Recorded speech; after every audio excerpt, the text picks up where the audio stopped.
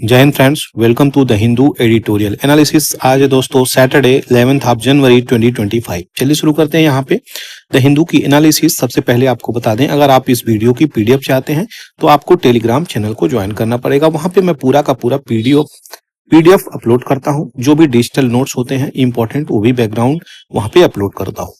सबसे पहले चलते हैं कुछ इंपॉर्टेंट एडिटोरियल पे, और आज जो है दोस्तों एडिटोरियल से ही शुरुआत करी जाएगी, तो दिल थाम के बैठिएगा। बड़ी अच्छी और प्यारी एडिटोरियल एनालिसिस आपके सामने आ रही है। शुरुआत करी जाएगी एडिटोरियल से, जो आपके यहाँ पे एडिटोरियल में इजराइल प्लस पैलेस्टीन के मुद्दों को मैं कंसाइज में मैं आपके सामने प्रेजेंट करूंगा। जो भी प्रीसाइज नोट्स होगी वो आपको मैं दे दूंगा, जो कि आपके मेंस के पर्सपेक्टिव से, ठीक है, मेंस पर्सपेक्टिव से काफी इंपॉर्टेंट होती है। बात करी जा रही है इजराइल के प्राइम मिनिस्टर बेंजामिन नेतन्याहू की, एक तरफ बात करी जा रही है आपके पैलेस्टीन की। तो पैलेस्टीन की जो हमास पार्टी है, हमास, ये रिबेलियन है। अब नेतन्याहू की कहानी को अगर बताएं तो ये इस समय अपनी सत्ता बचाने में भी लगे हैं, जिसके कारण किसी भी रूप से ये एक्सेप्ट कर नहीं पा रहे हैं क्या, कि यहां पर पीस हो, शांति हो, जिसके कारण यहां पे प्रॉब्लम निकल के आ रही है। पीस डायलॉग को ये साइन करने के लिए राजी ही नहीं है, एक्सेप्टेंस दिखा ही नहीं रहे हैं, समझ रहे हैं। तो ये इशू और ज्यादा निकल के आगे बढ़ती हुई जा रही है। इसी के लिए यहां पे निकल के आई है आर्टिकल चेजिंग ट्रूस। गवर्नमेंट किस प्रकार से अपने आप को सरवाइव करना चाहती है, यानी इन मुद्दों को जीवंत बनाए रखना चाहती है, ताकि उनको कोई भी पॉलिटिक्स में फायदा मिले, राजनीति में फायदा मिले, तो वो उसका आसानी से इस्तेमाल कर सके। जो बिडेन की सत्ता अब जाने वाली है कुछ ही दिनों में दोस्तों, 20 जनवरी को डोनाल्ड ट्रंप की सत्ता आने वाली है। वो कैसे इजराइल और पैलेस्टीन के इश्यू को रिजॉल्व करेंगे और कैसे टैकल करेंगे, ये जियो पॉलिटिक्स का एक इंपॉर्टेंट मुद्दा है। इन चीजों को हम लोग समझेंगे और देखेंगे। 15 महीनों से इस प्रकार की इश्यू निकल के आ रही है, लेकिन यहाँ पे कोई भी पीस प्रोसेस हुआ नहीं है। इजराइल में और हमास में दोनों में सीज फायर वायलेशन चल रहे हैं। हालांकि बहुत पहले से सीज फायर की बात करी गई थी, लेकिन यहाँ पे इश्यू निकल के आ रही है। आज के समय में आप देखेंगे तो कोई डील हुआ ही नहीं है, और ये गवर्नमेंट की सर्वाइवल के कारण भी अब पीस नहीं हो पा रही है। और मुझे तो ये लगता है कि जब तक इनकी अब सरकार रहेगी तब तक यहाँ पे हो नहीं पाएगी। अपोजिशंस जो है इनके खिलाफ बातें बोल रहे हैं, बेंजामिन नेतन्याहू के खिलाफ, लेकिन फिर भी बहुत सारे टैकल हैं, बहुत सारे बॉटल नेक हैं, परेशानी है, ठीक है, जिसके कारण ये टेम्पोररी सीज फायर भी नहीं एक्सेप्ट कर रहे हैं कि कम से कम कुछ समय के लिए तो प्रोसेस को, जो सीज फायर यहाँ पे रोका जाए, कम से कम जो वायलेशन है उसको ना किया जाए, जो पहले ही ट्रीटी बनाई गई थी, ठीक है। उसकी बैकग्राउंड डिटेलिंग दूंगा मैं, आपको कंफ्यूज होने की जरूरत नहीं है। तो जिसके कारण वार और ज्यादा एक्सकेलेट हो रहा है, बढ़ रही है।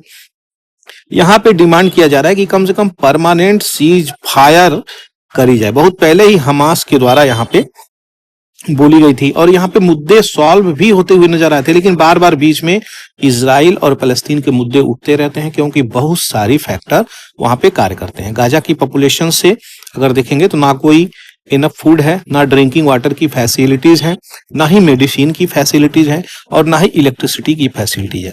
These are the basic amenity I am quoting हो गई है दोस्तों। इन चीजों को अगर देखा जाए, 46,000 के आसपास लोगों की वहां पर डेथ हो चुकी है। कौन टारगेट किया है? आईडीएफ, इजराइल डिफेंस फोर्स की कहानी हम बता रहे हैं आपको, ठीक है। जो लीड कर रहे हैं कौन? नेतन्याहू, बेंजामिन नेतन्याहू की ये पूरी कहानी है। अब एक गलती छोटी सी हो जाती है यहाँ पे, गलती क्या कहूं, एक रिटेलिएटरी एक्शंस में कहूंगा। ये हमास के लोग 7 अक्टूबर 2023 में अटैक करते हैं, और इनकी 3 ऑब्जेक्टिव यहाँ पे होती है कि कैसे इन चीजों को टैकल किया जाए। अब इनकी 3 ऑब्जेक्टिव ये है, इजराइल की अब बता रहे हैं, क्योंकि इन्होंने अटैक किया हमास वालों ने इजराइल पे। अब अटैक करने के बाद इनकी क्या ऑब्जेक्टिव है? तो डिस्ट्रॉय करिए हमास को, सिक्योर करिए, जो भी रिलीज करना है हॉस्टेज को, इन्होंने हॉस्टेज बनाया है, और जो जेविश स्टेट है लॉन्ग टर्म सिक्योरिटी के पॉइंट ऑफ व्यू से सिक्योर करना हो। तो बेंजामिन नेतन्याहू की आज के समय में जो उनकी रूलिंग पार्टी है, ठीक है, उसको अगर कंसीडर करें तो वो अपनी पार्टी की सर्वाइवल के लिए भी लड़ रहे हैं, जिसके कारण इश्यू हो रही है। अब इजराइल और फलस्तीन में इस प्रकार का कॉन्फ्लिक्ट चलता हुआ जा रहा है। ये थमने का नाम नहीं ले रहा है। हिजबुल्ला जो यहाँ पे निकल के आ रहे हैं लेबनान से, ये सीधे सीधे फलस्तीन ग्रुप को सपोर्ट करते हैं। वार जो है ना, एक रिलीजियस पॉइंट ऑफ व्यू भी निकल के आ रहा है। एक होता है जियोनिस्ट, ठीक है, एक होता है अरब इस्लाम, ठीक है। इन दोनों के बीच में भी काफी कॉन्फ्लिक्ट है रिलीजियस पॉइंट ऑफ व्यू से अगर हम बात करें तो, ठीक है। तो ये इश्यू निकल के आ रही है। अगर इंटरनेशनल स्तर पे आप जाएंगे तो आपको मिलेगा कि इंटरनेशनल क्रिमिनल कोर्ट और इंटरनेशनल कोर्ट ऑफ जस्टिस से जो निर्णय लिया गया कि बेंजामिन नेतन्याहू को अरेस्ट का वारंट निकाला जाए और डिफेंस मिनिस्टर जो फॉर्मर थे योव गैलेंट, इनको भी अरेस्ट करने की बात कही गई है। लेकिन कौन अरेस्ट करेगा? वो तो यूएसए में जाके भी चले आए और यूएसए ही तो सपोर्ट कर रहा है इजराइल का। तो ये एक नई एंगल निकल के आ रही है कि इस प्रकार का जीनोसाइड कर रहा है जो इजराइल, ठीक है। तो ये थमने का नाम नहीं ले रहा है। ये तो धन्यवाद मनाइए कि इनकी मिलिट्री है, पॉलिटिकल पावर है, इनको डिप्लोमेटिक सरकार की जीनोसाइड चल रही है। तो आप समझ सकते हैं कैसे वहां की पॉपुलेशन उस चीज को फेस कर रही है। नेतन्याहू को बैकिंग सपोर्ट मिल रही है यूएसए से, ये हम सभी लोग जान रहे हैं। और बैकिंग सपोर्ट में उन्हें मिल क्या रहा है? बहुत सारे आर्म्स एम्यूनिशंस मिल रहे हैं, फिनेंशियल सपोर्ट मिल रहे हैं, जियो पॉलिटिक्स पे सपोर्ट मिल रहे हैं, जिसके कारण वो इस प्रकार का एक्शन लेने में सफल भी हो रहे हैं। तो बर्बैरिटी जो है, ये ब्रूटैलिटी जो है बहुत आगे बढ़ चुकी है और यहाँ पे जो जीनोसाइड है उसका कोई महत्व यहाँ पे दे नहीं रहे हैं। वो ये कहते हैं कि हम अपनी कंट्री की सेफ्टी सिक्योरिटी के लिए एक्शन ले रहे हैं। नेतन्याहू यहाँ पे क्या कह रहे हैं कि Netanyahu should leave Gaza in return for the release of all hostages. अब अगर ऐसी बातें हो जाती हैं कि ये गाजा को अटैक करना बंद कर दें और जो हमास है हॉस्टेजेस बनाए हैं उनको वो छेड़ देते, क्या इस पे चीजें हो सकती हैं? तो ये भी एक बड़ा प्रश्न निकल के आ रहा है। हालांकि यहाँ पे एडिटर इन चीजों को बोल रहे हैं। दोस्तों यहाँ पे आपने अभी तक जो भी चीजें सुनी वो एक एडिटोरियल का पर्सपेक्टिव था। हम इतिहास को खंगाल करके देखेंगे और समझेंगे कि क्या वहां पे इंपॉर्टेंट चीज है जो आपके एग्जाम्स पर्सपेक्टिव से क्वेश्चंस बन सकते हैं, चाहे प्री में हो, चाहे मेंस में हो, चाहे इंटरव्यूज में हो, उस प्रकार की चीजें पूछी जाती हैं, उसको देखा जाएगा। सबसे पहले यहाँ पे डायग्राम देखिए, सॉरी ये मैप है, इस मैप को देखिए। गाजा की हम जब भी बात करें तो इस चीजों को समझिएगा। ये वेस्ट बैंक हो गया और ये आपका इजराइल हो गया, ठीक है। इससे बॉर्डर टच करती है इजिप्ट, जॉर्डन, सीरिया, लेबनान। ये डिस्प्यूटेड रीजन हो गया है आज के समय में। गोलन हाइट, इससे भी क्वेश्चंस पूछे गए हैं यूपीएससी में, ठीक है, याद रखिएगा। जब भी आप मैप देखें तो छोटे छोटे लोकेशंस भी इंपॉर्टेंट हो जाते हैं। यहाँ पे लेक टिबेरियस है, जॉर्डन रिवर है, ये डेड सी है, काफी फेमस चीजें हैं ये सब। तो ये एक समय में पार्ट था किसका? सीरिया का। अब गोलन हाइट पे इजराइल की फोर्सेस लगती है, ठीक है। तो ये डिस्प्यूटेड रीजन भी है अभी। अब हम बैकग्राउंड डिटेलिंग खंगालें, इजराइल और फलस्तीन में क्यों वार चल रहा है उसकी हिस्ट्री में जाएं, हिस्ट्री ऑफ वार में, तो आपको मिलेगा जब ऑटोमन रूल और ब्रिटिश एम्पायर था तब से ये कॉन्फ्लिक्ट स्टार्ट हो रहा है। तो मतलब 20वीं सेंचुरी के आसपास अगर देखेंगे उससे पहले आप, तो आपको मिलेगा पैलेस्टीनियन जो था ये पार्ट था किसका? ऑटोमन एम्पायर का। लेकिन वर्ल्ड वार फर्स्ट के बाद ये कहां पे आ गया? ब्रिटिश कंट्रोल के हाथ में आ गया और यहां पे मैंडेट फॉर द पैलेस्टीन 1920 में ही घोषणा कर दी गई थी। तो पैलेस्टीन जैसी कुछ चीजें हैं, इसका झलक 1920 में ही प्राप्त हो गया था। इन चीजों को अगर आगे बढ़ाएं और देखा जाए तो ब्रिटिश यहां पे प्रॉमिस किए थे लैंड टू बोथ अरब्स, ठीक है। तो 1950 ज्यूज और पैलेस्टीन दोनों को यहां पे बोला गया था। तो जो ज्यूज थे उनके लिए भी लैंड है दोनों लोगों के लिए, और जो अरब है उनके लिए भी लैंड है। समझ गए? यही था बाल्फोर डिक्लेरेशन 1970 की, ठीक है, जो कॉन्फ्लिक्ट यहां पे क्रिएट कर रहा है। अब यही चीज आगे भी बढ़ेगी, अभी ध्यान से समझिएगा। जियोनिस्ट मूवमेंट ये आता है 19वीं सेंचुरी में, जियोनिस्ट मूवमेंट आती है और ये जीविश होमलैंड पैलेस्टीन में यहाँ पे बोल दिया जाता है कि जो पैलेस्टीन है वो जीविश का होमलैंड है। इसी प्रकार से यहाँ पे कॉन्फ्लिक्ट आगे बढ़ता है और जीविश की इमिग्रेशन होती है अब वर्ल्ड वार सेकेंड के समय, ठीक है, जो आकर के यहाँ पे रच बस जाते हैं। पार्टीशन प्लान आती है 1947 में। यूनाइटेड नेशन प्रपोज करता है कि अगर यहाँ पे कॉन्फ्लिक्ट हो रहा है, 20s वाली बात कर रहा हूं मैं, 20s वाली, ठीक है, तो 20s में इस प्रकार का कॉन्फ्लिक्ट हुआ तो ये प्रपोज करते हैं डिवाइड कर दीजिए फलस्तीन को 2 स्टेट में, यानी 2 कंट्री में, ठीक है, एक ज्यूज जहां पे रहेंगे और दूसरा फलस्तीन पीपुल जहां पे रहेंगे। तो ज्यूज और अरब्स के लिए यहाँ पे 2 प्रकार से चीजें बनाई जाती हैं, एक इजराइल और एक क्या, आपका फलस्तीन। और यहाँ पे जेरूसलम को इंटरनेशनल सिटी के रूप में घोषित किया जाता है कि भैया दोनों लोग जा सकते हैं, ठीक है, क्योंकि ये रिलीजियस पॉइंट ऑफ व्यू से काफी इंपॉर्टेंट लोकेशन हो जाता है जेरूसलम, ठीक है। तो ये प्लान एक्सेप्ट किया जाता है ज्यूइश लीडर के द्वारा, लेकिन वहीं पे अरब लीडर्स जो थे वो अपोज कर जाते हैं कि ऐसी क्यों क्रिएशन हो रही है जब हम ही लोग का सारा चीजें हैं। तो अब दूसरी चीजें आगे बढ़ती हैं, क्रिएशन ऑफ इजराइल 1948 में यहाँ पे वार होता है। अब hundreds of thousands of Palestinian यहाँ पे डिस्प्लेस होते हैं और इसको नकबा कहा जाता है, यानी ये कैटास्ट्रोफ है बहुत ह्यूमन पे, जैसे आज जीनोसाइड हम लोग बोल दे रहे हैं तो उस समय नकबा और यहाँ पे कैटास्ट्रोफ बोला गया है। यही वो मैप है जो आपको समझाने में मदद देगा। 1947 में जब 2 स्टेट की प्लान थी, एक जीविस और पैलेस्टीनियन लैंड। जीविस का लोकेशन देखिए कितना गिना चुना व्हाइट वाली चीजें हैं, लेकिन हरा वाला पूरा पैलेस्टीन का रीजन था। ये 47 की बात है, लेकिन यहां तक प्रेजेंट स्थिति आते आते इजराइल पूरा ऑक्युपाई कर चुका है और गाजा स्ट्रिप और वेस्ट बैंक, यहाँ पे पूरी की पूरी मैप ट्रांसफॉर्म होके किसकी हो गई है, इजराइल की हो गई है। इस वाले सेशन में 6 डेज का वार चलता है बहुत भीषण, जिसके कारण सारी की सारी चीजें बदल के रख दी जाती हैं। वही चीजें यहाँ पे बोली जा रही हैं। आगे बढ़ते हैं। इजराइल फलस्तीन की वार को अगर देखेंगे तो 1948 में जो नकबा जिसको बताया गया था कैटास्ट्रोफ, वही कहानी यहाँ पे चल रही है। किस प्रकार से ये अरब इजरायली वार चलता है 48 में और 6 डे वार चलता है 67-68 में, जिसके कारण इसी 67-68 में क्या होता है, ऑक्युपेशन ऑफ पैलेस्टीनियन टेरिटरी हो जाती है 67 में। इसी की हम बात कर रहे हैं दोस्तों, समझ रहे हैं। अब यहां से यहां तक का जो सफर है वो आपको इसी चीज में मिलेगा।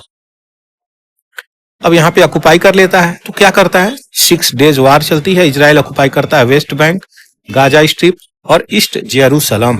तो यही चीज है। आपको देखो, ये गाजा स्ट्रिप, वेस्ट बैंक और यरूशलेम, ये यरूशलेम है।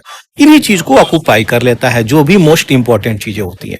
तो ये ऑक्युपेशंस एक कोर इश्यू आज के समय में बना हुआ है, जिसको पैलेस्टीनियन कह रहे हैं कि हम इंडिपेंडेंट स्टेट हैं, हमें भी दर्जा दो। आज के समय में यूएन की बहुत सारी कंट्री मान रही हैं, 140-150 कंट्री इसको इंडिपेंडेंट कंट्री मानती हैं, लेकिन सही मायने में कॉन्फ्लिक्ट और इससे ज्यादा आगे बढ़ चुका है। इसके बाद होती है राइज ऑफ हमास। ये एक ग्रुप बनती है, इस्लामिस्ट मिलिटेंट ऑर्गेनाइजेशन। समझ रहे हैं, समझिएगा। इनकी एक अलग डिमांड है, अलग पहचान है। ये पैलेस्टीन को सपोर्ट करते हैं, हमास, ठीक है। इनकी 1987 में स्थापना होती है और फर्स्ट इंटीफीडा मतलब ये पहली बार इस प्रकार से रिविलियन करते हैं। कौन, हमास लोग। और गवर्न करते हैं क्या, गाजा स्ट्रिप। इसी स्ट्रिप की बात कर रहा हूं दोस्तों, याद रखिएगा, गाजा स्ट्रिप की ही बात कर रहा हूं मैं, ठीक है। इसको गवर्न करते हैं और 2007 के बाद से बहुत वायलेंट कॉन्फ्लिक्ट पैलेस्टीनियन और उसकी अथॉरिटी जो इजराइल की है उनके बीच में यहाँ पे इश्यू निकल के आ रही है। हमास रिफ्यूज कर दिया सीधे मानने के लिए कि इजराइल जैसी कोई चीज भी है, जिसके कारण यहाँ पे डेजिग्नेटेड एज टेररिस्ट। तो इन लोगों को यहाँ पे क्या है, टेररिस्ट के रूप में माना जाता है, इसीलिए यहाँ पे अटैक हो रहा है। अब देखिए, वो अपनी कंट्री की पहचान के लिए फाइट कर रहे हैं, तो ये कहीं ना कहीं बड़ा क्वेश्चंस उठा रहा है। Israel, United state, European union, ये सब एक मिल करके आज के समय में पैलेस्टीनियन का हम कहेंगे सीधे सीधे क्या हो रहा है, शोषण हो रहा है, जीनोसाइड हो रहा है। ह्यूमैनिटी के नाम पे यहाँ पे सब कुछ बचा नहीं है, मानवता एकदम गिर चुकी है। पॉलिटिकल अगर गवर्नेंस की बात करें तो हमास और फतह 2 ग्रुप आते हैं। इस ग्रुप की और इस ग्रुप की दोनों की कहानी बड़ी प्यारी है। पहले इस कहानी को हम लोग समझेंगे। देखिए, कोई चीज आपका छोड़ूंगा नहीं, पूरा का पूरा चीजें कवर होंगी। 2 ग्रुप की हम कहानी को समझेंगे। हमास जो है, अभी आपको बताया, इस्लामिक मिलिटेंट है। फतह जो है वो आपका यहाँ पर है। फतह जो है वेस्ट बैंक वाले, यरूशलेम वाले चीजों में, यहाँ पे इनकी पॉपुलेशन है। ये ग्रुप कहता है कि हमें इजराइल भी मान्य है, लेकिन हमारी सॉवरेनिटी भी इंडिपेंडेंट होनी चाहिए। ये क्या कहते हैं हमास वाले कि आपका हम कोई सॉवरेनिटी मान ही नहीं रहे इजराइल जैसा, क्योंकि ये भी तो मेरा ही लैंड है, और सच बोल रहे हैं वो कि इनका लैंड था, लेकिन यहाँ पे कंप्रोमाइज करना पड़ेगा आज के समय में। ठीक है, तो अगर पीस चाहते हैं तो मुद्दा क्या है दोनों ग्रुप का, हम कैसे समझाएं आपको। दोनों ग्रुप का यहाँ पे अगर आप देखेंगे, ठीक है, तो ये ग्रुप कहता है कि हम रिकॉग्निशन दे रहे हैं जो भी चीजें हैं वेस्ट बैंक में, और ये गाजा स्ट्रिप की एरिया को टैकल करते हैं। ये फतह जो है वेस्ट बैंक वाले एरिया को टैकल करते हैं। तो ये कंट्रोल करते हैं गाजा को, जो इजराइल की एग्जिस्टेंस को नहीं मारते हैं, और फतह करते हैं वेस्ट बैंक को, जो नेगोशिएट करते हैं 2 स्टेट सोल्यूशन को। तो ये चीजें हैं। इजराइल की सिक्योरिटी कंसर्न भी आ जाती है, फ्रीक्वेंट अटैक होता है और रॉकेट से फायर होता है गाजा से, तो ये भी कंसर्न चलता है, जिसके कारण सुसाइड बॉम्बिंग इस प्रकार की चीजें भी हो रही है। फेलियर ऑफ पीस, इस एफर्ट की बात करें तो ये अभी तक हुआ ही नहीं है। बहुत सारे इनिशिएटिव लिए गए हैं, लेकिन कोई भी शांति वहां पे नहीं हुई है, जैसे Oslo accord, camp David summit accord, और इस प्रकार का रोड मैप फॉर पीस हुआ है, लेकिन सारे फेल हो गए हैं, अभी तक कोई चीजें हुई नहीं है। ठीक है, मतलब होने के बावजूद भी फ्रूटफुल चीजें नहीं हो पाई हैं। इसी कारण से इमीडिएट कॉज की अगर बात करें तो 7 अक्टूबर 2023 को जो लार्ज स्केल पे अटैक हुआ था इजराइल पे, उसी के कारण यहाँ पे इजराइल रिस्पॉन्ड कर रहा है, इस प्रकार की बातें बोल रहा है। आज के समय में अगर देखें तो प्रोटेस्ट हो रहा है यरूशलेम में और अल अक्सा मॉस्क्यू में, वहीं पे मस्जिद है। ठीक है, तो वहां पे मुस्लिम और ज्यूज, यहाँ पे दोनों की ये हॉली साइट मानी जाती है। ठीक है, मुस्लिम और ज्यूज दोनों की हॉली साइट मानी जाती है, धार्मिक स्थल के रूप में है। तो रिलीजियस पॉइंट ऑफ व्यू से, इकोनॉमिक पॉइंट ऑफ व्यू से, political, geopolitics, her cultural, her point of view से कॉन्फ्लिक्ट यहाँ पे निकल के आ रहा है।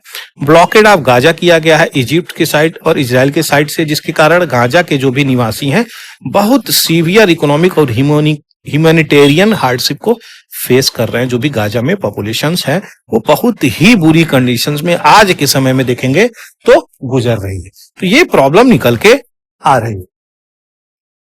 सेटलमेंट जो है एक्सपेंशन कर रहा है कौन? इजराइल सेटलमेंट एक्सपेंशन कर रहा है कहां पे? वेस्ट बैंक, जो कभी दे दिया गया था इंडिपेंडेंट तरीके से, किसको? फलस्तीनियन को। ठीक है, आप अपना अलग पहचान बनाइए, हम अपना अलग पहचान बनाएंगे। इन चीजों को लेकर के इलीगल कंस्ट्रक्शन और इंटरनेशनल लॉ को भी फॉलो नहीं हो रहा है, जिसके कारण पैलेस्टीन बार बार कहते हैं कि ये हमारे स्टेटहुड पे इश्यू निकल के आ रहा है, ये थ्रेट है।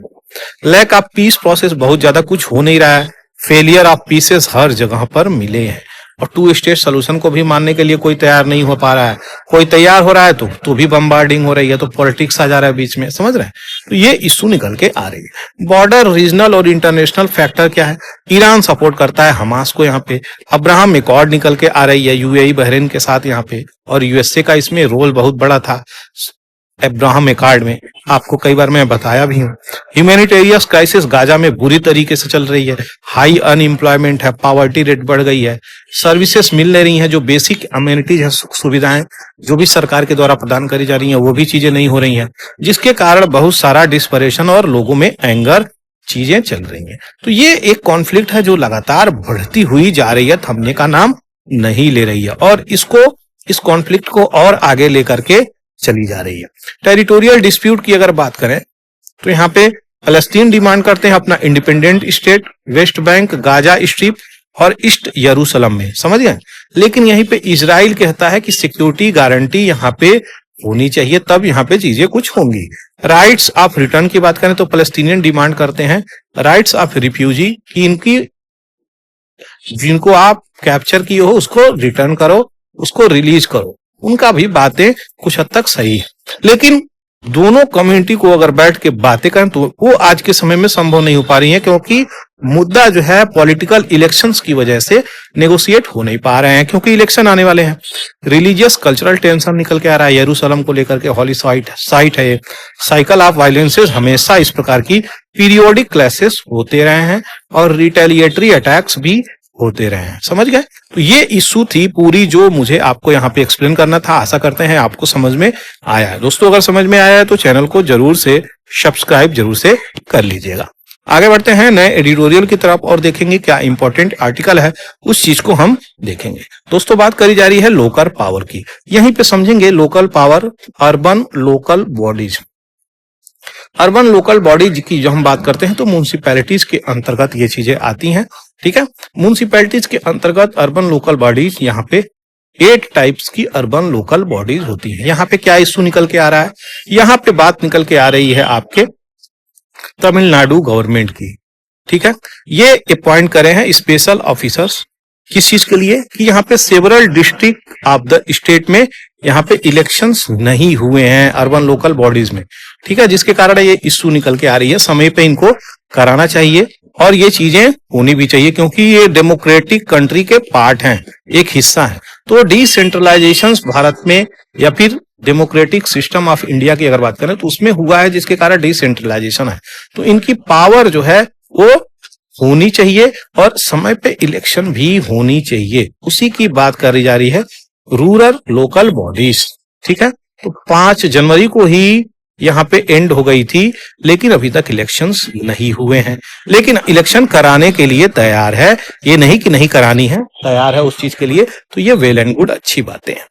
उसके आगे क्या बोली जा रही है, तो डिलिमिटेशंस भी हुए हैं, जिसके कारण कई जगहों पे जो रूरल एरिया है उसको मिला करके क्या बना दी जा रही है, रूरल एरिया की विलेज एरिया को उसको म्यूनिसिपैलिटीज बना दी जा रही है। और म्यूनिसिपैलिटीज का इलेक्शन कौन कराएगा, स्टेट इलेक्शन कमिश्नर कराएंगे। ठीक है, ये चीजें याद रखिएगा। अब स्टेट इलेक्शन कमिश्नर कराएंगे तो वहां पे सीट्स की भी इशू है, वुमेन शेड्यूल्ड कास्ट की भी इशू है, शेड्यूल्ड ट्राइब की, उनकी अपनी एक डिमांड है। अगर विलेज एरिया है तो विलेज एरिया पे बहुत सारा टैक्सेस नहीं लगते हैं, वहीं पे म्यूनिसिपैलिटी पे टैक्सेस लगते हैं। तो कई सारे विलेज एरिया को मिला करके यहाँ पे म्यूनिसिपल कॉर्पोरेशन की बनाने की अब बात चल रही है, क्योंकि यहाँ पे मुद्दा निकल के आया है डिलिमिटेशन की। तो इसी की वजह से यहाँ पे ये आर्टिकल आपके सामने आया है। सुरेश महाजन versus state of Madhya Pradesh में एक केस निकल के आया। सुप्रीम कोर्ट यहाँ पे कहा डिलिमिटेशंस और formation of ward can not be legitimate ground to be set forth by any authority much less to the state election commission. तो इसका इंपॉर्टेंस आप समझिए, स्टेट इलेक्शन कमीशन के पावर ये पावर हो जाती है।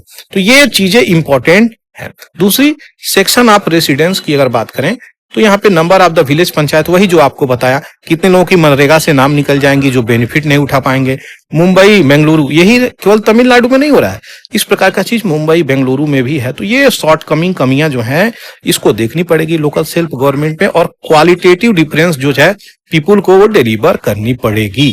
तो ये इश्यू निकल के आ रहा है। अब थोड़ा सा background detailing, urban local bodies की बात करें तो 12th schedule of India constitution में 18 फंक्शनिंग चीजें हैं जो अर्बन लोकल बॉडीज में डाली गई हैं।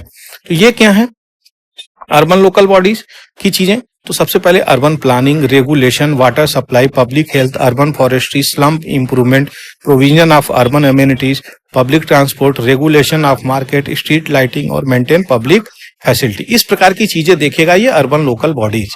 अब यहाँ पे देखिए कितने अर्बन लोकल बॉडीज हैं, तो 8 अर्बन लोकल बॉडीज हैं। Municipal corporation, municipal council, nagar panchayat, cantonment board, notified area, industrial township, special purpose agency और इम्प्रूवमेंट ट्रस्ट। अब यहाँ पे 1 मिलियन एक्सीड होना चाहिए तब जाकर के म्युनिसिपल कॉर्पोरेशन होगा, जो सबसे बड़ी बॉडीज है। ठीक है, और यहाँ पे 25,000 से लेकर के 1 मिलियन के आसपास अगर होगा तो म्युनिसिपल काउंसिल होगी। ठीक है, नगर पंचायत की भी 10,000 से लेकर 25,000 के आसपास पॉपुलेशन होनी चाहिए। इसी प्रकार से पॉपुलेशन के बेस पे भी रखी गई है। कैंटोनमेंट बोर्ड, जिसको छावनी बोलते हैं, इंडियन आर्म फोर्स की जुरिडिक्शंस में आती है, ये डिफेंस मिनिस्टर के कंट्रोल में रहती है। तो ये इंपॉर्टेंट चीजें हैं, मैनेज करता है इसको डिफेंस मिनिस्टर, ये इंपॉर्टेंट चीजें हैं। इसी प्रकार से ये सारी चीजें हैं जो मुझे आपको यहाँ पे एक्सप्लेन करनी थी। आगे बढ़ते हैं, यहाँ पे देखेंगे क्या इंपॉर्टेंट चीज है, इंडिया की जर्नी, एआई आर्टिफिशियल इंटेलिजेंस में मिलिट्री बंदवागन, क्या ये चीजें हैं इंपॉर्टेंट, उस चीजों को हम लोग समझेंगे। तो अगर आपको हम बताएं आर्टिफिशियल इंटेलिजेंस का यूजेज कहाँ कहाँ है, तो उस चीज को हम लोग देखेंगे कि इंडिया किस प्रकार से आगे बढ़ना चाहता है आर्टिफिशियल इंटेलिजेंस की सहायता से। अभी डिफेंस में हम लोगों ने अपना बजट बहुत टाइट किया, तो यहाँ पे आप देख रहे होंगे 6.28 लाख करोड़ की बजट बीपी इन्वेस्टमेंट हो रही है फिनांस डिफेंस पे। तो डिफेंस पे इतना कर भी रहे हैं हम लोग, तो हम एआई का कैसे इस्तेमाल कर पाएंगे, एआई का किस तरीके से इन डेप्थ हम लोगों के पास सिस्टमेटिक अप्रोच लेकर के गवर्नमेंट चलेगी, उस सारी चीजों में क्या क्या हर्डल्स आएंगी, उन सब चीजों को भी यहाँ पे अच्छे से एक्सप्लेन किया गया। सबसे पहले देखेंगे एआई इकोसिस्टम। तो एआई इकोसिस्टम की बात कर रही है यहाँ पे, तो माइक्रोसॉफ्ट जो कंपनी है उसमें इन्वेस्ट करने के लिए $3 बिलियन की चीजें करी हैं, जो तेलंगाना में डाटा सेंटर ओपन होगी। तो इस प्रकार के प्रोजेक्ट भारत में आने शुरू हो गए हैं और भारत इसके लिए बहुत अच्छा कंट्री भी है, इसका स्कोप भी भारत में बहुत अच्छा है, इसीलिए लोग इन्वेस्ट कर रहे हैं। बिना अपने प्रॉफिट के यहाँ पे कोई इन्वेस्ट करने वाला है नहीं, तो उसके लिए हमें क्या करना पड़ेगा, एक अच्छा अप्रोच, अच्छी पॉलिसी, अच्छा रूल्स और रेगुलेशन लेकर के आनी पड़ेगी, तभी इन चीजों पे इन्वेस्टमेंट होगी, और हो भी रही है, यानी कहीं ना कहीं हम इंप्रूवमेंट कर रहे हैं। तो इसमें और भी ज्यादा हर्डल्स हैं, उन चीजों को हमें समझना पड़ेगा। तो डिफेंस मिनिस्टर राजनाथ सिंह इस प्रकार का रिमार्क कर रहे हैं कि आर्टिफिशियल इंटेलिजेंस के पास ऐसी पोटेंशियल है कि मिलिट्री को रिवोल्यूशनाइज कर सकती है। समझ गए? जाहिर सी बात है, अगर मिलिट्री में आर्टिफिशियल इंटेलिजेंस का इस्तेमाल हो रहा है तो यहाँ पे उसको और भी ज्यादा अपग्रेडेड वर्जन तक हम लोग लेकर के जा सकते हैं, और भी अच्छी तरीके से चीजों को टारगेट करी जा सकती है, एग्जीक्यूट करी जा सकती है, उसी का इस्तेमाल पे फोकस हो रहा है। इनिशिएटिव इंटरनेशनली यहाँ पे ली जा रही है। समझ गए? इंडिया की अगर ट्रैक रिकॉर्ड देखा जाए तो हम लोग अपनी इस पोटेंशियल को फुल यूटिलाइजेशन के मोड में है, यानी जो हमारे पास शक्ति है उसमें आर्टिफिशियल इंटेलिजेंस में हम किस प्रकार और आगे जा सकते हैं उसका इस्तेमाल किया जा रहा है। जो ऑब्स्टेकल है उसको कंसीडर किया जाएगा और जिस प्रकार से इसमें बाधा आ रही है उसको सॉल्व करके आगे बढ़ा जाएगा। लैक ऑफ डिजिटाइज्ड डाटा भी है, हमारे पास डाटा बहुत अच्छा है नहीं, इसीलिए यहाँ पे कुछ कुछ हर्डल्स हैं, उसे हम लोगों को रिजॉल्व करनी पड़ेगी, सॉल्व करना पड़ेगा, तभी तो हम आगे जाएंगे। और बिगेस्ट इश्यू क्या निकल के आ रहा है, डाटा सेंटर, यहाँ पे उसको भी आवश्यकता पड़ेगी किस प्रकार से एआई सिस्टम को रन करे, जो कि एक्सपेंसिव है अपने आप में ही। ठीक है, इन चीजों पे हमें फोकस करना पड़ेगा। इंडिया की लीगेसी जो हार्डवेयर की है, यहाँ पे बहुत कॉम्पिटिटिव मार्केट नहीं है, क्योंकि हम लोग हार्डवेयर भी बहुत क्वालिटेटिव नहीं बना के रख पाते हैं। तो इन चीजों पे फोकस करनी पड़ेगी, तभी एआई की पूरी पोटेंशियल निकलनी पड़ेगी। और पूरा पॉलिसी की अगर बात करें एआई को लेकर के, तो भी इंडिया इस पे फोकस कर रहा है। तो और सही तरीके से रूल्स रेगुलेशंस पे फोकस करनी पड़ेगी, ताकि ईज ऑफ डूइंग बिजनेस हो सके। पूरा मामला यही है। National strategy for artificial intelligence की बात करी जा रही है। इंडिया की विजन क्या है कि किस प्रकार से आर्टिफिशियल इंटेलिजेंस को हम लोग आगे लेकर के चलेंगे, क्योंकि हर एक मुद्दा अगर पब्लिक का आ गया, प्राइवेट का आ गया, पब्लिक प्राइवेट पार्टनरशिप का आ गया, तो इन चीजों में हम लोग कैसे अपने कदम को बढ़ाएंगे। बहुत सारी चीजों में ये पब्लिक ही रह जा रहा है, प्राइवेट नहीं रह पा रहा है, तो प्राइवेटाइजेशन का भी इंटेलिजेंस इंपॉर्टेंट हो जाता है। उन चीजों पे हमें आगे बढ़नी पड़ेगी। दूसरी, डिफेंस आर्टिफिशियल इंटेलिजेंस की बात करी गई है, DAIC, ये एक काउंसिल बन गई है। काउंसिल में क्या होता है, काउंसिल में इलेक्टेड मेंबर होते हैं, ठीक है, और कमीशन में अपॉइंटेड मेंबर होते हैं, ये अंतर होती है। तो इसका भी चीजें इंपॉर्टेंट हो गई हैं। डिफेंस AI प्रोजेक्ट एजेंसी यहाँ पे बनाई गई है, जो ब्रिज करेगा कोई भी किसी भी प्रकार का गैप्स होता है उसको भर करके आगे बढ़ा जाएगा। इजराइल और चाइना की बात करी गई है, तो रैपिडली फोकस हो रही है मिलिट्री को कैसे आर्टिफिशियल इंटेलिजेंस से और ज्यादा मजबूत करी जा सके, और इसी विजन से, इसी एटीट्यूड से एआई का प्रयोग इंडिया भी आगे कर रहा है। क्योंकि इंडिया को भी अपने दोनों तरफ से, अगर इंडिया का मैप आप देखेंगे तो एक तरफ पाकिस्तान है और दूसरी तरफ चाइना है, ठीक है, और ये वाला पार्ट तो भारत का समुद्र से घिरा है। तो इन दोनों कंट्री से इंडिया को हमेशा थ्रेट रहता है, और इस थ्रेट को रिजॉल्व करने के लिए, बैलेंस करने के लिए इंडिया को अपनी मिलिट्री पावर बढ़ानी पड़ रही है, चाहे वो चाहे या न चाहे, लेकिन ये करनी पड़ रही है। बहुत लंबे समय से हम लोगों ने इस प्रोजेक्ट पे, इस डिफेंस वाले सेक्टर पे हम लोगों ने फोकस किया है। उसी चीज को लेके एक्सटर्नल अफेयर्स भी कह रहे हैं कि ये एआई न्यूक्लियर वेपन की तरह है, इसको सही प्रकार से इस्तेमाल करना पड़ेगा। इसकी पोटेंशियल इतनी खतरनाक हो सकती है कि न्यूक्लियर बम की तरह है, लेकिन इसको सही प्रकार से इस्तेमाल करने की जरूरत भी है। Global partnership for artificial intelligence GPAI 2023 में हुआ था। तो प्राइम मिनिस्टर यहाँ पे रिमार्क किए थे कि फोकस करना है किस प्रकार से एक्सट्रीम इससे कॉशियस रहा जाए, और डार्कर साइड ऑफ जो एआई है, आर्टिफिशियल इंटेलिजेंस की अगर हम बात करें तो आप लोगों ने रोबोट मूवी देखी होगी दोस्तों, ठीक है, वो अपने आप को इतना इनबिल्ड कर लेता है कि ह्यूमन को ही रिप्लेस करने की उसमें शक्ति आ जाती है। ठीक है, ठीक उसी प्रकार से आने वाले भविष्य में भी हो सकता है, कोई उसमें सस्पिशन होने वाली बात नहीं है, अगर हम लोग सही प्रकार से नियम, रेगुलेशंस, लॉ एंड ऑर्डर इस पे नहीं बनाए। तो अलग अलग कंट्री में अलग अलग रूल्स बनेंगे और ग्लोबली ये चीजें एक होके नहीं चलेंगी, तो यहाँ पे इम्पैक्ट तो बहुत ब्रूटल आने वाला है आने वाले समय में, क्योंकि हर कंट्री अपने हिसाब से रन करती है। समझ गए? यहीं पे साउथ कोरिया कैसे निकालेगा इस चीज को, कैसे इस्तेमाल करेगा, वो भी एक बड़ा प्रश्न आ रहा है निकल के। तो ये चीजें निकल के आ रही है। इंडिया की प्रॉब्लम यहाँ पे सारी चीजों को यहाँ पे देखा जा रहा है, तो इंडिया की प्रॉब्लम बहुत विशाल है, और विशाल प्रॉब्लम को कैसे यहाँ पे कैटेगराइज किया गया है, तो Indian army, Indian navy, Indian air force, ये तीनों अपने अलग अलग डॉक्ट्रिन रखते हैं, जिसके हिसाब से अलग अलग यूजेज भी करेंगे, अलग अलग प्रकार से यहाँ पे उनकी फीचर्स भी रहेंगी। तो आर्टिफिशियल इंटेलिजेंस को सही प्रकार से इंटीग्रेटेड अप्रोच के साथ लेकर के हमें जानी पड़ेगी। यहाँ पे पब्लिक सेक्टर यूनिट की बात करी जा रही है, प्राइवेट सेक्टर यूनिट की बात करी जा रही है, PPP फैक्टर पे यहाँ पे कार्य करने की बात करी जा रही है, किस प्रकार से AI और डिफेंस इकोसिस्टम को हम लेकर के आगे चल सकते हैं। स्ट्रेटेजिक अलाइनमेंट की सबसे ज्यादा इंपॉर्टेंस हो जाती है, जो कि पैरामाउंट बोली गई है। इस तरीके से रोबस्ट अप्रोच लेकर के, फ्रेमवर्क लेकर के, पॉलिसी, इन चीजों को हम लेकर के चलेंगे, तब हम कहीं आगे निकलेंगे AI में। और इफेक्टिव और एथिकल यूजेज भी इंपॉर्टेंट हो जाते हैं, समझ रहे हैं, जिसके कारण हमें एट लास्ट फाइनली कोलाबोरेशन करना पड़ेगा, इनोवेशन और इंटरनेशनली करनी पड़ेगी, तभी ये PPP जो है, पब्लिक प्राइवेट पार्टनरशिप की हम बात कर रहे हैं, तो ये एक्सेलरेट होगी, आगे बढ़ेगी और डेवलप करेगी। क्या? आर्टिफिशियल इंटेलिजेंस इंडिया की। तो हमें अपनी चीजों को, अपने पोटेंशियल को इस्तेमाल करना होगा, तभी हम आगे बढ़ेंगे। अच्छा, कुछ इंपॉर्टेंट चीजें आपको बता रहा हूं जो काफी इंपॉर्टेंट हो जाते हैं। टाइप्स ऑफ AI की जब बात आती है दोस्तों, तो कई प्रकार की चीजें कैटेगराइज हो गई हैं। सबसे पहले नैरो AI की बात कर रहे हैं। नैरो AI का मतलब ये होता है कि बहुत ज्यादा डेवलप्ड आर्टिफिशियल इंटेलिजेंस नहीं होती है, यही वॉइस असिस्टेंट, स्पैम फिल्टर, इस प्रकार की रिकमेंडेशरी टास्क करती है, ये नैरो AI। दूसरी जनरल AI जो स्ट्रॉन्ग AI कही जाती है, यानी ह्यूमन लाइक इंटेलिजेंस इसके अंतर्गत इसके पास होता है, और लेकिन ये ह्यूमन को रिप्लेस नहीं कर सकता। तो ये इस प्रकार की वैरायटी, छोटा छोटा टास्क ये कर सकता है, ये वाला है। लेकिन सुपर AI अगर आ गया, तो यही रोबोट की हम बात कर रहे हैं, ये सरपास कर सकता है ह्यूमन की इंटेलिजेंस को हर फील्ड में। हर फील्ड का मतलब होता है हर फील्ड, क्योंकि अगर आप इसको न्यूरो पावर से जोड़ देंगे, जैसे रोबोट की अगर बात करें, हम रोबोट बार बार उदाहरण देंगे आपको, क्योंकि वो इजी उदाहरण है एक प्रकार से समझाने के लिए, तो ह्यूमन को भी ये रिप्लेस कर सकता है। तो यही सारी चीजें हैं जो काफी इंपॉर्टेंट हो जाती हैं।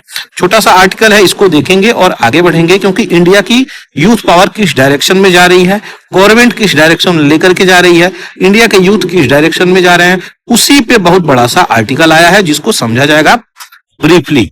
बात करी जा रही है नेशनल यूथ फेस्टिवल रिसेंटली मनाया जाएगा दोस्तों कल, यानी कल से पहले एक आर्टिकल आया है 12 जनवरी का। 12 जनवरी को यूथ फेस्टिवल मनाया जाता है। स्वामी विवेकानंद जी का जन्म इसी दिन को हुआ था, जिसके कारण इंडिया के यूथ को कैसे ड्राइव करना है, उसी पे ये आर्टिकल आया है। और जिस कंट्री के यूथ पावर होते हैं, वो कंट्री रुकती नहीं है, डेवलप कर जाती है। और हम सभी लोग जानते हैं इंडिया में यूथ का पॉपुलेशन काफी ज्यादा है, समझ गए। उस चीजों की यहाँ पे बातें करी जा रही हैं कि कैसे इंडिया को लेकर के आगे चलना है, और एक विकसित भारत, डेवलप्ड कंट्री की बात करी जा रही है, कैसे बनाना है, जो इनका विजन है नरेंद्र मोदी जी का। तो हमें इंडिया की ग्रोथ, डायलॉग, इन सब चीजों को फोकस करनी चाहिए। इंडिया की अगर डायलॉग की बात करें, तो एक कॉम्पिटिटिव नेचर है, जो हर एक स्टेज पे इंडिया कार्य कर रहा है, चाहे वो डिफेंस का हो, चाहे वो एक्सपोर्ट का हो, चाहे मैन्युफैक्चरिंग का हो, हर सेक्टर में हम कार्य कर रहे हैं। लेकिन उन चीजों में भी हमें बहुत सारे लूप होल्स दिखते हैं, उस पे फोकस करने की जरूरत है, उन चीजों पे कार्य करने की जरूरत है, तभी विकसित भारत विजन, ये जो बार बार कहते हैं हम लोग 2070 तक, 2050 तक, ये अलग अलग टारगेट है, उन चीजों को हम अचीव कर पाएंगे। अब बात करें 2070 तक, 2070 तक हम कहते हैं क्या, हम कार्बन नेट जीरो इमिशन करेंगे और हम तब डेवलप भी हो जाएंगे। तो ये चीजों पे हमें फोकस करने के लिए हमें आज से कदम उठानी पड़ेगी। न्यू फीचर, जो फीचर्स हैं इस वर्ष, तो यहाँ पे नेशनल यूथ फेस्टिवल इनोरी जो सेलिब्रेट किया जा रहा है, उन चीजों को अगर सही तरीके से देखें, तो हमें यूथ को इंडल्जेंस ज्यादा से ज्यादा करनी पड़ेगी, और जो ग्रोइंग रिकॉग्निशन है यूथ पीपुल की, वो हमें ग्लोबली लेकर के आने पड़ेगी, यानी ग्लोबल स्टेज पे लेकर के आनी पड़ेगी। सस्टेनेबल डेवलपमेंट गोल पे ध्यान देना पड़ेगा। सस्टेनेबल डेवलपमेंट गोल की बात करें तो क्या 2015 जब खत्म हुआ तो 16 से लेकर के 30 तक ये सस्टेनेबल डेवलपमेंट गोल आता है, ठीक है, जिसमें अलग अलग टारगेट, अलग अलग चीजें दी गई हैं, क्लाइमेट चेंज से लेकर के आपकी पॉवर्टी, एजुकेशन, जेंडर इक्वालिटी, ठीक है, हर प्रकार से चीजें इसमें कंसिडरेशन में है। दूसरा 2025 तक नेशनल यूथ फेस्टिवल, यहाँ पे उसकी फीचर्स क्या बताई जा रही है कि किस प्रकार से इनोवेशंस होगा और किस प्रकार से इन चीजों को लेकर के हम लोग डिजिटल एंटरप्रेन्योरशिप तक बढ़ेंगे। इसमें लीडरशिप की बात करी गई है, तो हम एक प्रकार से कम्युनिटी में कैसे हार्मोनी और स्किल सही तरीके से लेकर के आगे बढ़ेंगे। तो इस विकसित भारत के लिए भारत का बहुत ब्रॉड अप्रोच होना चाहिए और उसके लिए सही प्रकार से रूल्स और रेगुलेशन भी, यानी पॉलिसी की फ्रेमवर्क होनी चाहिए, समझे, तब हो पाएगा। माई भारत की बात करी गई है, ये क्या है, मेरा युवा भारत, यही माई भारत है, जो एक ऑटोनॉमस बॉडी है किस मिनिस्ट्री के अंदर, तो ministry of youth affairs and sport, इसी चीज के अंतर्गत आती है, मिनिस्ट्री के अंतर्गत माई भारत आता है, ये चीजें याद रखिएगा। अब यहाँ पे गाइडलाइंस बनाई गई है कैसे हम लोग नेशनल यूथ फेस्टिवल को सेलिब्रेट करेंगे, किस प्रकार से प्रमोट करेंगे इंगेजमेंट और कैसे नॉलेज शेयर करेंगे। यहाँ पे पार्टिसिपेशन और नेशन बिल्डिंग की बात करी गई है जो कि काफी क्रूशियल है। उसी तरीके से माई भारत को फैसिलिटेट और डिजिटल इंटीग्रेशन करना पड़ेगा, तभी सारा पार्टिसिपेशन कंट्री में आएगा निकल के। हर युवा को यहाँ पे इंटेलिजेंस दिखानी पड़ेगी और कंट्री को एकजुट कर करके आगे ले जाना पड़ेगा, तब कंट्री प्रोग्रेस करेगा और विकसित भारत की तरफ बढ़ेगा, नहीं तो ऐसे ही कंट्री स्लो डाउन होता रहेगा। तो विकसित भारत अगर करना है तो यंग लीडर डायलॉग भी करनी पड़ेगी, जिसके कारण हम लोग फ्यूचर ऑफ इंडिया तय होगा, जो कि बहुत ब्राइट हो सकता है। तो ये सब अपने हाथ में है दोस्तों। स्वामी विवेकानंद जी से हमें बहुत कुछ सीखने को मिलता है, वो युवाओं के इंस्पिरेशन भी हैं, तो ये सारी चीजें इंपॉर्टेंट हो जाती हैं। नेक्स्ट निकल के आ रहा है स्पेसएक्स सैटेलाइट। ये सैटेलाइट जो है रिसेंटली अभी 2024 के लास्ट में ये करी गई थी, जो आपकी पृथ्वी है उस पृथ्वी के चारों तरफ ये रिवॉल्व करेगी, और रिवॉल्व करेगी तो इसकी डिस्टेंस कितनी है, लगभग 475 किलोमीटर। अब यहाँ पे हम लोग अपनी 2 सैटेलाइट को भेजेंगे। वो सैटेलाइट क्या है, एक है चेजर, दूसरा है टारगेट। चेजर जो है जाके टारगेट में लड़ेगी और डॉकिंग होगी। मान लीजिए एक सैटेलाइट ये है और जुड़ गई 2 सैटेलाइट, तो यहाँ पे दोनों सैटेलाइट को डॉकिंग करने के लिए बहुत ही कॉम्प्लेक्स प्रोसीजर है, उसी को लेकर के यहाँ पे बोली गई है कि दोनों स्पेस में है और 1.5 किलोमीटर का दोनों में डिस्टेंस है। समझ में आ रहा है, जिसको इसरो बता रहा है कि हम जल्द ही यहाँ पे इसको डॉकिंग करेंगे, और जैसे ही डॉकिंग हो जाएगी ये बहुत बड़ी भारत के लिए अचीवमेंट होगी दोस्तों। तो यही चीजें हैं जो अगले दिन 500 मीटर की बस डिस्टेंस रह जाएगी, तो इसरो इस प्रकार का डॉकिंग करने वाला है, जो भारत के लिए बहुत बड़ी अचीवमेंट होगा। और ये चीजें क्यों हो रही हैं, तो हम लोग जान रहे हैं कि चंद्रयान 4 भी आने वाला है, प्लस हम लोग गगनयान बनाएंगे, प्लस हम लोग स्पेस स्टेशन, भारत अंतरिक्ष स्टेशन बनाने वाले हैं। तीनों चीजों में इसका उपयोग होगा। तो ये थी छोटी सी ब्रीफिंग जो मुझे आपको यहाँ पर देनी थी।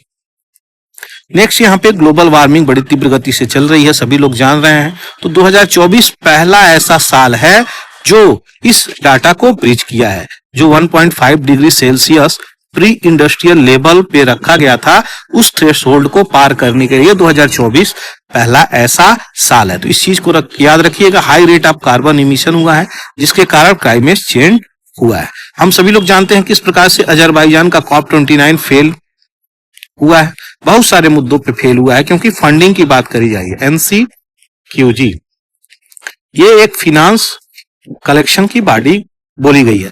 अब इसमें ये बोला गया था कि जो भी डेवलप्ड नेशन है वो क्या करेंगी, डेवलपिंग नेशंस को फंडिंग करेंगी कि वो रिन्यूएबल एनर्जी पे शिफ्ट हो, ज्यादा से ज्यादा आप कार्बन इमिशन कट आउट करें, ठीक है। लेकिन ये चीजें संभव हो नहीं पाई, क्योंकि पूरा का पूरा क्या था, पैसे का खेल था पूरा दोस्तों। जब तक आप सपोर्ट नहीं करिएगा तब तक ये कैसे कट आउट करेंगे, क्योंकि कई सारे ऐसे हैं लिस्ट डेवलप्ड नेशन, वो कैसे कट आउट करेंगे। तो ये प्रॉब्लम बहुत बड़ी निकल के आ रही थी, वही सारी चीजें यहाँ पे दी गई। हम जल्दी से ग्रीन हाउस गैस देखेंगे जो यहाँ पे सबसे ज्यादा इंपॉर्टेंट रोल प्ले कर रही है। तो ग्रीन हाउस गैस में H2O आ रहा है, मीथेन आ रहा है, कार्बन डाइऑक्साइड आ रहा है, नाइट्रस ऑक्साइड आ रहा है, HFC, CFC, SCFC, ओजोन और PFC।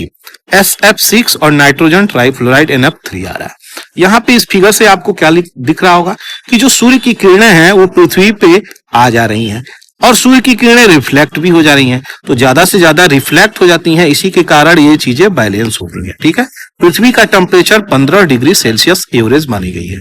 ठीक है, तो यहाँ पे क्या होता है, ये जो कार्बन मोनोऑक्साइड है, H2O है, ये मीथेन है, ये क्या कर रही हैं, ये पृथ्वी की लॉन्ग टेरेस्ट्रियल वेव को कैप्चर कर ले रही हैं और निकलने नहीं दे रही हैं। ठीक है, जिसके कारण यहाँ पे लॉन्ग वेव ट्रैप हो जा रही हैं और गर्मी ज्यादा से ज्यादा बढ़ रहा है। इसी को ग्रीन हाउस इफेक्ट बोलते हैं।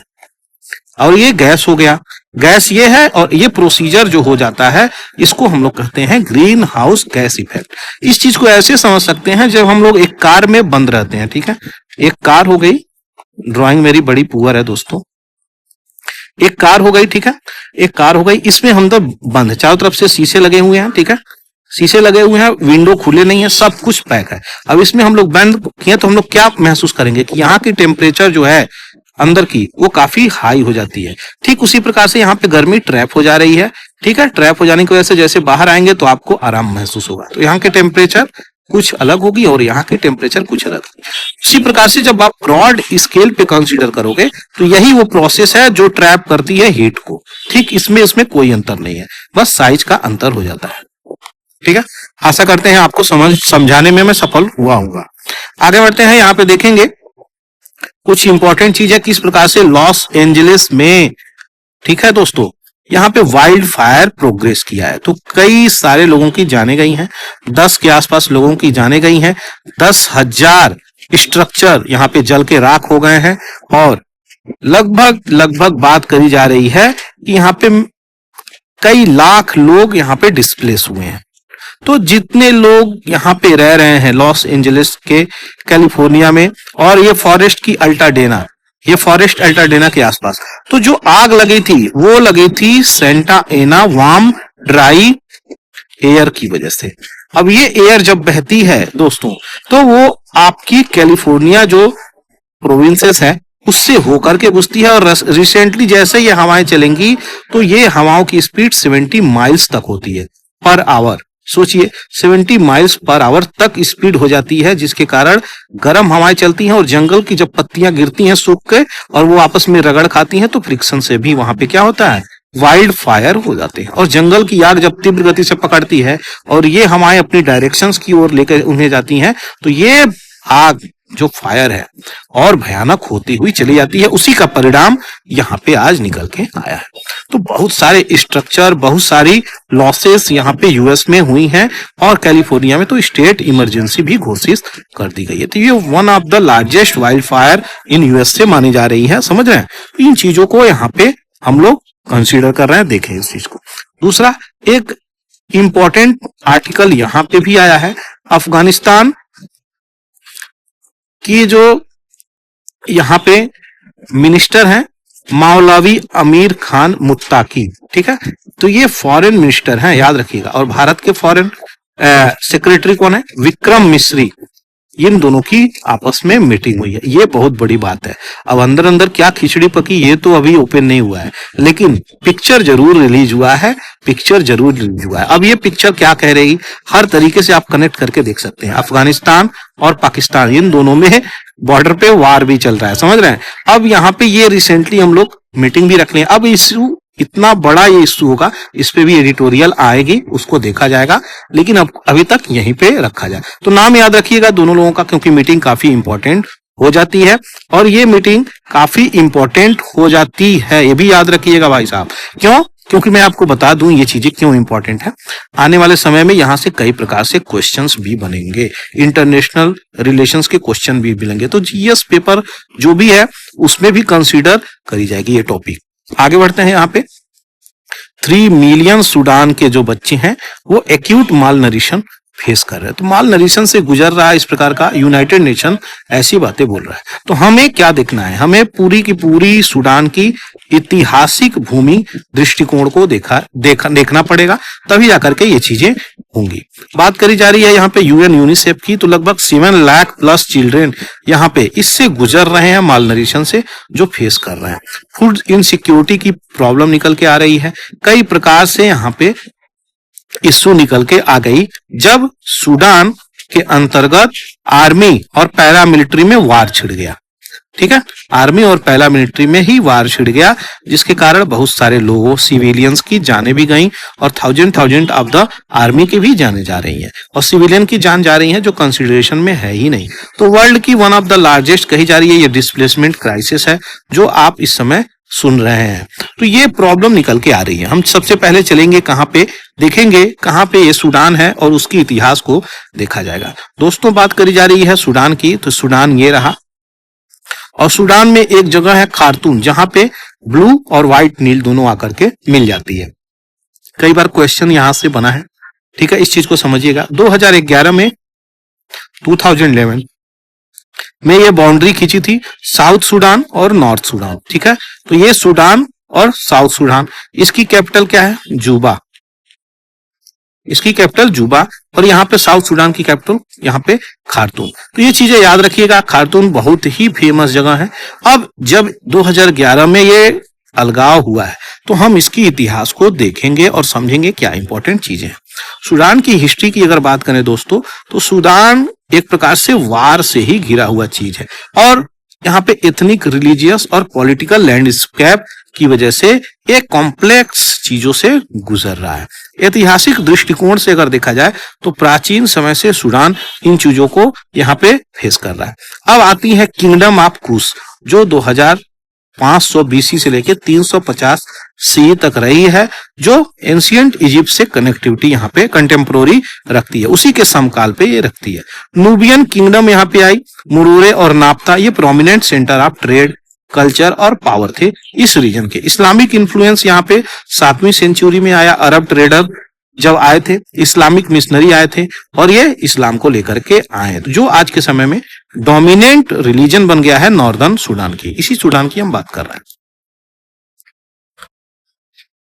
कॉलोनियल एरा यानी ब्रिटिश कैसे यहाँ पर आए, तो 19वीं सेंचुरी में जब ये यहाँ पे आते हैं तो सूडान ऑटोमन इजिप्टियन रूल के अंतर्गत आता है। उसके बाद सीधे आ जाता है किसके, ब्रिटिश इजिप्टियन रूल के अंदर। 1899 से 1956 तक एंग्लो इजिप्टियन कंडोमिनियम स्टेब्लिश होती है और यही डिवाइड करती है क्या, मुस्लिम नॉर्थ और प्रीडोमिनेंटली क्रिश्चियन और एनिमिस्ट साउथ। तो नॉर्थ और साउथ को डिवाइड हो रही है। ठीक है, इनकी आइडियोलॉजी के आधार पे इंडिपेंडेंस 1956 को हुई थी, ब्रिटिश इजिप्टियन रूल 1 जनवरी 1956 से। तो ये टेंशन नॉर्थ और साउथ का एक्सकलेट होता है रिलीजियस, एथनिक और इकोनॉमिक डिस्पैरिटी के आधार पे, जो कि पहले ही मैं बताया बहुत ही कॉम्प्लेक्स प्रोसीजर यहाँ पर थी। वार्स और कॉन्फ्लिक्ट की बात करें तो फर्स्ट सूडानीज वार 1955 से लेके 1972 तक ये चीजें चली है। सेकेंड सूडानी सिविल वार 1983 से 2005 तक चली है। ठीक है, दारफूर कॉन्फ्लिक्ट रिसेंटली ये चीजें आ रही हैं, 2003 से आज तक प्रेजेंट तरीके से ये चल रही है, जो 3 लाख पीपुल हैव डाइड और मिलियंस रिमेन्स डिस्प्लेस्ड, अपना घर और अपना जगह छोड़ करके दूसरे जगह विस्थापन हो चुके हैं, क्योंकि यहाँ पे कहीं ना कहीं जीनोसाइड यहाँ पे भी चल रहा है। तो पूरी दुनिया में लग रहा है जैसे जीनोसाइड चल रहा है। वेस्ट एशिया इतना उथल पुथल है तो वो पूछिए ही मत कैसी कंडीशन हो रही है, जो हर एक कॉर्नर ऑफ द वर्ल्ड को इम्पैक्ट कर रही है। साउथ सूडान की अगर इंडिपेंडेंस की बात करें तो 2011 में, जो कि मैं बता ही रहा था, ये लोग अपनी अलग राज्य अलग डिमांड की है और इनको मिला। सूडान वार की बात करें 2023 से ये चीजें चल रही हैं। पावर स्ट्रगल इरप्ट आउट हुई है किसके किसके, SAF Sudanese armed force by the general Abdul Fattah al Burhan. ठीक है, ये इसको लीड कर रहे हैं। और दूसरी तरफ RSF, rapid support force RSF, इन्हीं दोनों में पूरी कहानी चल रही है आज के समय, जिनका जनरल मोहम्मद हमदन डगालो ये हमेदित बोला जाता है। इनको और इनको यानी एसएएफ और आरएसएफ, यही 2 लोग हैं जो अलग अलग डील कर रहे हैं अपनी तरीके से और कॉन्फ्लिक्ट आगे बढ़ रहा है। एक मैसिव सिविलियन कैजुअलिटी अभी तक हो चुकी है, डिस्प्लेसमेंट हो चुकी है, ह्यूमैनिटेरियन क्राइसिस भी हो चुकी है। अंडरलाइंग कॉन्फ्लिक्ट क्या है? तो एथनिक रिलीजियस यहाँ पे इश्यू निकल के आ रही है, ठीक है, जिसके कारण बहुत सारा डिवीजन भी हो गया है, नॉर्थ और साउथ डिवाइड हो चुका है, जिसके कारण टेंशन बढ़ रहा है और कई सारी चीजों पे अलग अलग राय भी है। यहाँ पे रिसोर्स और कंपटीशन की बात करें तो यहाँ पे रिसोर्सों को कौन यहाँ पे कैप्चर करेगा उसको लेकर के भी कंपटीशन है, जैसे ऑयल हो गई, वाटर हो गई, एरेबल लैंड हो गई, खेतिहर भूमि, तो इस प्रकार का जो है प्रॉब्लम क्रिएट कर रहा है और बॉर्डर रीजन पे भी इस प्रकार की चीजें चल रही है। इस रीजन में वीक गवर्नेंस की वजह से पॉलिटिकल इंस्टेबिलिटी है, करप्शन है, मिलिट्री कॉर्प्स आपस में ही लड़ रहे हैं। इंटरनेशनल इन्वॉल्वमेंट तो है लेकिन कोई सही प्रकार से इश्यू निकल के नहीं आ रही है। यूनाइटेड नेशन की है यहाँ पे, अफ्रीकन यूनियन की है, वेस्टर्न नेशन और चाइना की है। तो चाइना जहां पे भी जाता है अपनी डिप्लोमेसी और रिसोर्स की एक्सप्लॉयटेशन करता ही है, जैसा कि वहां पे ऑयल है, तो इन चीजों का वो पूरा ध्यान रखता है। इंपैक्ट ऑफ वार क्या पड़ेगा वर्ल्ड पे? तो ह्यूमैनिटेरियन क्राइसिस वैसे भी बहुत जगह पे हो रही है, रसिया लड़ रहा है यूक्रेन से, वेस्ट एशिया में हो रही है, इजराइल पैलेस्तीन से, लेबनान है, ईरान है, इन मुद्दों पे लड़ रहे हैं, प्लस सूडान वाली चीजें चल रही हैं, समझ गए? तो ये कंट्री के कोने कोने में लगभग इस प्रकार की चीजें, इकोनॉमिक स्ट्रेन भी हो रही है, फ्रेगमेंटेशन चल रही है, दारफुर, साउथ खार्तूम और ब्लू नील, इन जगहों पे काफी कॉन्फ्लिक्ट एरिया है। सूडान की अगर बात करें आज के समय में तो ये एक ऐसा रीजन है जो ग्रेट पोटेंशियल रखता है, इसके बावजूद भी यहाँ पे डीप चैलेंजेस निकल के आ रहे हैं और इन चीजों की अगर बात करें तो लोकल और इंटरनेशनल एफर्ट्स लगाया जा सकता है कि इसमें कैसे लंबे समय तक शांति रखी जाए और विकास के मार्ग पे इन्हें मोड़ दिया जाए। तो ये पूरी कहानी थी इतिहास के रूप में जो आपको सूडान की मैं बताया। अभी भी अगर कोई प्रश्न है, कोई क्वेश्चन है तो कमेंट सेक्शन में आप लिख सकते हैं, ठीक है। अब आगे बढ़ते हैं दोस्तों, कुछ इंपॉर्टेंट चीजें हैं। मादुरो जो है इनोग्रेटेड किए यहाँ पे थर्ड टर्म, अपना तीसरा टर्म लेकर के आए, जैसे पीएम मोदी यहाँ पे, मतलब जैसे नहीं, मतलब तीसरे टर्म की बात मैच करती है, बस जैसे वाली बिल्कुल नहीं। ठीक है। तो वेनेजुएला का प्रेसिडेंट निकोलस मादुरो यहाँ पे तीसरी बार स्वान इन सेरेमनीज में भाग लेंगे, मतलब बन के आए हुए हैं प्रेसिडेंट फिर से।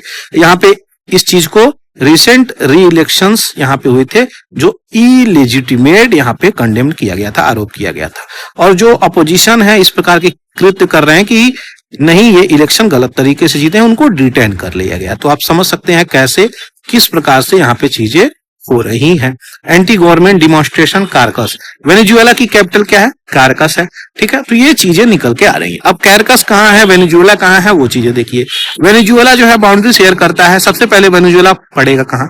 तो आपके साउथ अमेरिका में वेनेजुएला पड़ेगा। कोलंबिया इसकी बॉर्डर टच करती है, ब्राजील बॉर्डर टच करती है, गुआना बॉर्डर टच करती है।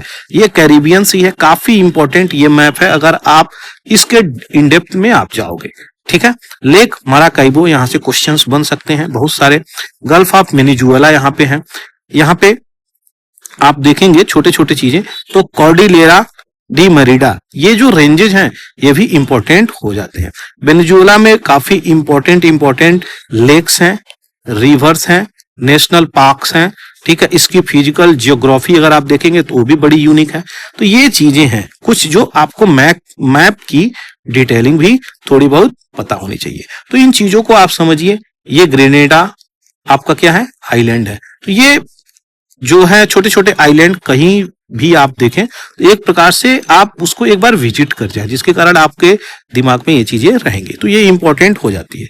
इसी चीज को मैंने यहाँ पे आपको एक्सप्लेन किया, कहाँ पे है, क्या पॉलिटिक्स चल रही है देश में, किस प्रकार से चीजें चल रही हैं। आगे बढ़ते हैं यहाँ पे गेम थ्योरी। गेम थ्योरी बात करी जा रही है ऑस्ट्रेलियन ओपन की, रिसेंटली ऑर्गेनाइज हुआ, और जो ऑर्गेनाइज हुआ यहाँ पे 2024 में कौन जीता है? आर्यना सबालेंका। ये कहां से निकल के आती हैं? कमेंट सेक्शन में जरूर से बताइएगा। आर्यना सबालेंका सबसे ज्यादा किसी ने जीता है तो मार्गरेट कोर्ट ने 11 बार टाइटल जीता है, और ये इनके जीतने का यही वो पर्सनालिटी है, ये इनके जीतने का क्या है? ये एडिशन है। कितना एडिशन इन्होंने जीता? ये टाइटल 11 जीती हैं। उसके बाद सेरेना विलियम्स आती हैं जो 7 टाइटल जीती हैं। फिर आती हैं नैन्सी आती हैं जो 6 बार जीती हैं, और डफेन अकोस्ट आती हैं जो 5 बार जीती हैं। ये 2 बार टाइटल जीती हैं 23-24 की। आर्यना सबालेंका याद रखिएगा। और ये किस देश से आती हैं ये जरा कमेंट सेक्शन में लिख करके हमको बताइए। तो अब बात आती है आगे जो काफी इंपॉर्टेंट हो जाती है, यहाँ पे हम उन चीजों को देखेंगे। रिसेंटली जो फायर हो रही है उस चीज को हम लॉस एंजलिस की कैलिफोर्निया में जो फायर हो रही है, जैसे आपको बोला मैं, संटा एना तूफाने गर्म हवाएं, हॉट ड्राई एयर जब ब्लो करती है तो यहाँ पे फायर होती है। कैलिफोर्निया पे बहुत सारे पिक्चर्स भी बने हैं, मूवी भी बने हैं कि वाइल्ड फायर कैसे एक्सपेंड करती है तीव्र गति से, और 10,000 स्ट्रक्चर आज के समय में यहाँ पर जला चुकी है। तो इन चीजों की मैं बैकग्राउंड डिटेलिंग आपको संटा एना कल दिया था, जो आपको यहाँ पे मैं ऐसे ही दे करके जा रहा हूँ। इसकी स्पीड क्या है, वार्म ड्राई क्या है, सीजनैलिटी कैसे कैसे बढ़ती है, इसको डेविल विंड भी बोला जाता है, किस प्रकार से warm air of the world कौन कौन है, चिन्यू, फोएन, सिरको, खामसिन, हारमट्टन, जुंडा, संटा एना विंड्स जो इसकी बात कर रहे हैं हम, लू भारत की, बर्ज विंड साउथ अफ्रीका की, ब्रिक फिल्टर ऑस्ट्रेलिया की। नेचर ऑफ द कॉजेज क्या है, lightning, volcanic eruption, spontaneous combustion, drought, human causes, camp fire, cigarettes, agricultural activity, power lines. Industrial activity भी हो सकती है, arson, firework, celebration, vehicle related, ignition, climatic environmental factor, high temperature और strong wind, low humidity, climate change, accumulated dry vegetation. तो ये इस प्रकार की चीजें हैं। तो इन रीजन में अगर देखेंगे Australia, California, Mediterranean, Amazon rain forest, तो हाईली वल्नरेबल जोन ये मानी जाती है। तो यही थी पूरी डिटेलिंग दोस्तों। आशा करते हैं आपको वीडियो समझ में आई है। वीडियो समझ में आई है तो चैनल को जरूर से सब्सक्राइब कर दीजिएगा। Thank you for watching the Hindu analysis bye पूरा एकेडमी। जय हिंद, जय भारत।